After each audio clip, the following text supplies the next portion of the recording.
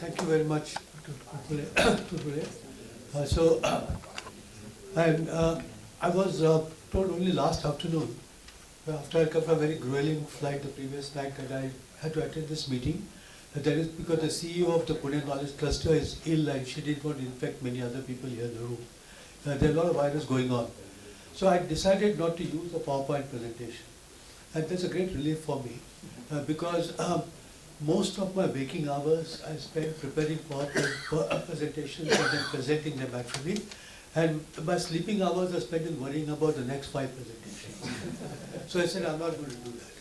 So before I say what I want to say, I'd also like to congratulate the 14 Trees, excellent 14 Trees presentation, and add one statistic to the carbon dioxide thing that we exhale. So I read some time ago, I believe again it was Economist magazine, that every breath that we take in, we are breathing in 20 molecules breathed out by Queen Cleopatra in her last exhalation. So these things spread very much through the atmosphere. And if we live in a clean place, it doesn't mean that we are safe. The whole globe has to become safe. I would like to congratulate the Tutule Foundation for the excellent work that they do. I have heard about them, but this is my direct contact. And all that I can say is that I hope this is not the last one, okay, because they're doing such excellent work. Now, about the Pune Knowledge Cluster. So the Pune Knowledge Cluster was set up about 3 years ago by the Office of the Principal Scientific Advisor to the Government of India, and is a part of a group of 5 or 6 clusters which have been spread up, set up all over the country. And the aim of the cluster is again what Dr. Premnath mentioned, is to bring together different kinds of people in the city. Our city is very rich in institutions, research institutions, R&D labs, academic institutions and industry. And then we could, the idea is to bring everybody together to work for the general good of the city. So we take up various programs, we have various verticals, and then our verticals are health, environment and sustainability, sustainable mobility, big data and AI, and capacity building. And so here everything is encompassed, and then the idea is to harness technology for the common good. So we are a small setup. We have got one floor in a Pune University building. We are administered by Ayuka, and recently we have also converted ourselves to a non-profit company, a Section 8 company called the Pune Knowledge Cluster Foundation. So we have got a very good group of advisors headed by Dr. Mashelka, and then there are people from eminent people from the city, including some of the industrialists, and both Dr. Premnath and Dr. Ashish Lele are members of our advisory committee. So we have a group of young people, mostly women, mostly meaning 95% women.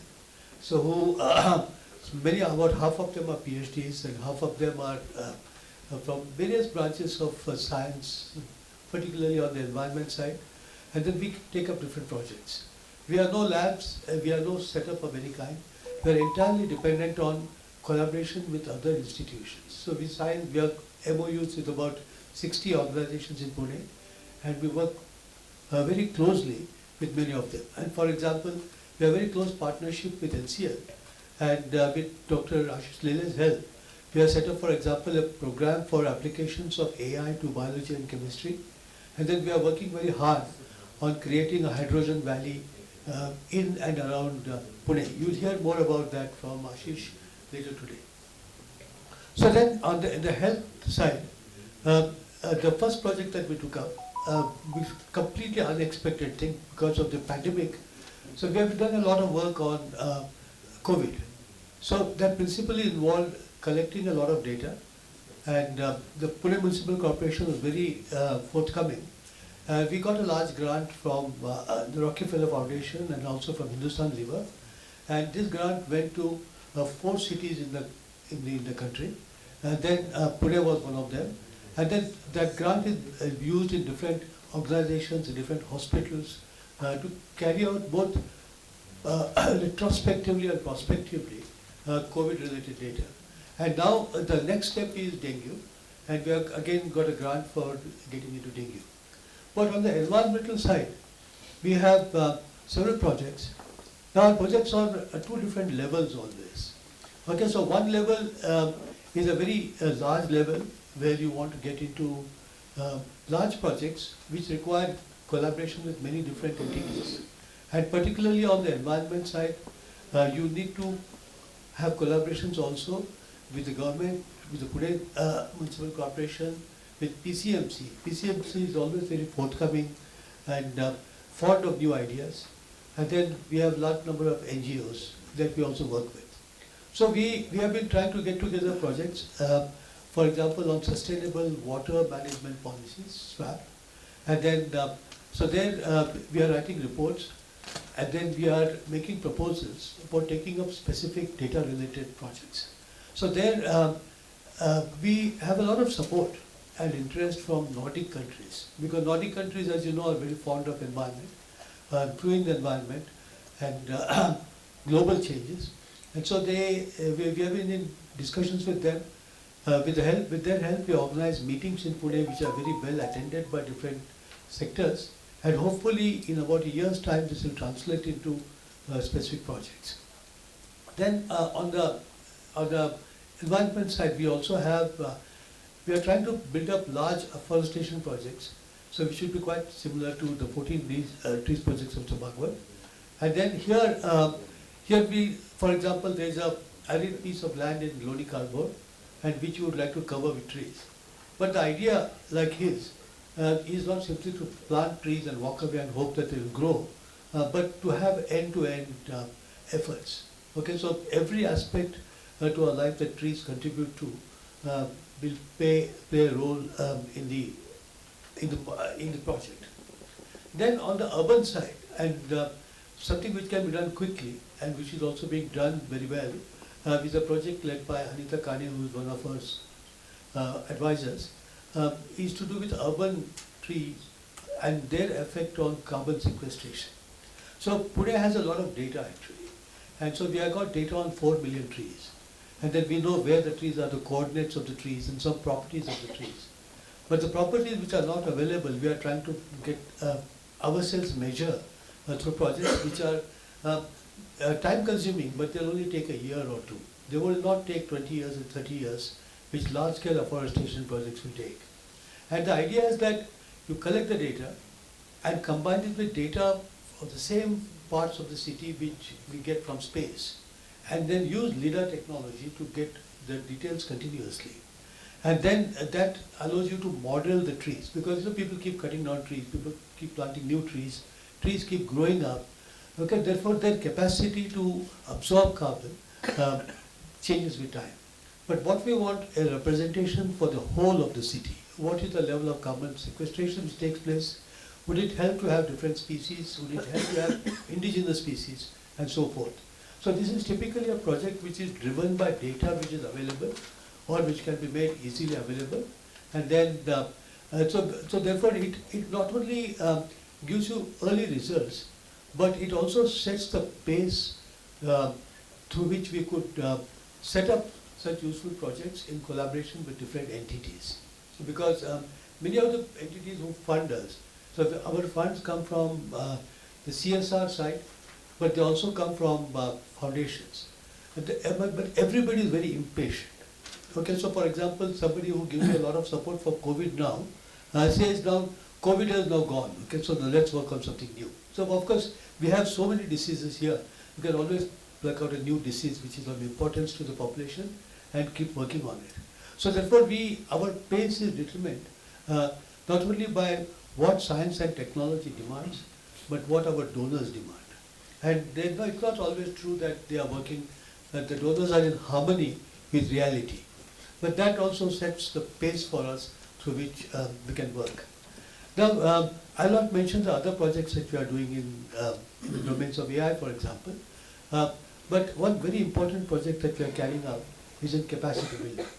So it was mentioned here that it's very important to get young students familiar with the importance of the ecosystems, the importance of the dangers of climate change.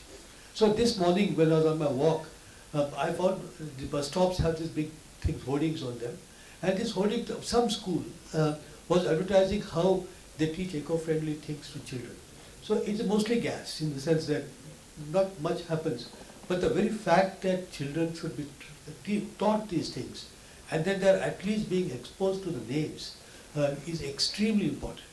Because quite soon they'll be growing up and then they become the users as well as the decision makers. And so this kind of a consciousness which is inbred in them becomes very important.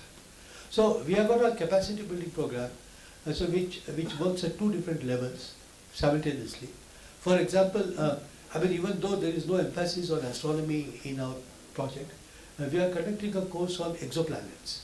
Okay, so exoplanets are planets around other stars in the galaxy, and over the last 20 years it has become established nearly every star has got a planet. So which means that there are 10 to the 11, 10 to the 12 planets, and even if an extremely small fraction of them actually have civilizations, then we are talking about millions of civilizations in just one galaxy. And so therefore to find these, how do you find them? That becomes a multidisciplinary effort. Okay, so, and since we are interested in such sciences, so we have of course on exoplanets. But we also, we have advanced courses conducted, for example, by IBM on cybersecurity and so on. But at the same time, we have got very important programs going on for very young children. Children who are just barely getting to high school or who are already in high school, and not only programs for students but also for teachers. So there's a lot of support available for that from different companies, and then we adopt schools and then we do this. But our emphasis is on technology. Okay, because these children and their teachers are being forced to use technology. Okay, during the last 2 years, 3 years, they were all using remote learning and remote teaching, which is none of them, the three sectors were not familiar with it. Students, teachers and parents. Okay, so it was a arid desert as far as knowledge was concerned. And so it was extremely important to get people conscious about these matters. And as technology becomes cheaper, it will become more accessible. That doesn't mean that it becomes more usable, because that requires a whole generation of familiarizing students and teachers with these matters. Okay, so we are in the process of doing that. And through the technology, then we have got all these messages which are going. So that is one way in which we could very well work with the Tulpulli Trust. And not only the big projects which require a large amount of funding, but these smaller projects which all take place on a scale of a year, 2 years, but which greatly benefit many, many different young people. And then there's scalability built up automatically in this, because everything that we do, for example, gets uploaded on the Infosys libraries. And the importance of uploading them on these kind of libraries is that many people access them. So there will be many unintended consequences, because it reaches people that who have never heard of it before, but who could take up these programs and use them. So I have just given you a glimpse of what we do, and I'll be very happy to answer questions during the break and so forth. I sometimes feel a little bit embarrassed at talking about these things, because there are many people in the audience who have heard us many times before. But on the other hand, there are always people. I believe that Pune is a small city, and I very proudly tell people that there are great advantages of the small city. Meaning that I can talk on the phone to nearly everybody in the city. And it doesn't matter how rich that person is or how far removed that person is from my city, but typically we would know each other and we are able to talk to them. And in spite of that, whenever I go to a meeting like this, I find that about 70% of the people that I have never met before. That's so, because it's a small number, but it's 1 million strong. It's going to take some time to take the message to everybody. So these kind of meetings are very useful. And thank you very much for inviting me to come here and say a few words. Bye.